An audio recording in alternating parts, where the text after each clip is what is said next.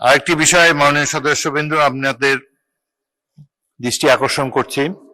গত বৃহস্পতিবার দিনে ঢাকা থেকে নির্বাচিত মাননীয় সংসদ সদস্য আবু আশফাক হেফাজতে ইসলামের নেতা মাওলানা মামুনুল হক সম্পর্কে কথিত পরকীয়া সম্পর্কে দু একটি মন্তব্য করেছেন, যেটি অনভিপ্রেত।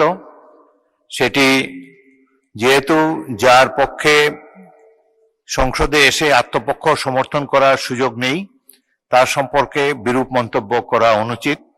সেই জন্য আবু আশফাক সাহেবের মন্তব্য আমি এক্সপান্স করেছি। সাথে সাথে আমারও একটি বক্তব্য সেখানে আমি উল্লেখ করেছিলাম যে কোনো ব্যক্তির জীবনের অন্ধকার অধ্যায় সম্পর্কে আমার বক্তব্য এসেছিল। সেই অন্ধকারাচ্ছন্ন এই অধ্যায় এটিকেও এক্সপান্স করা হলো, এবং ভবিষ্যতে আপনারা সবাই কেয়ারফুল থাকবেন বাজেট বক্তৃতা বা অন্যান্য বক্তৃতায় যার পক্ষে এখানে এসে নিজকে ডিফেন্ড করা সম্ভব নয়, তার উদ্দেশ্যে কোনো বিরূপ মন্তব্য আপনারা করবেন না, এটাই আশা করি।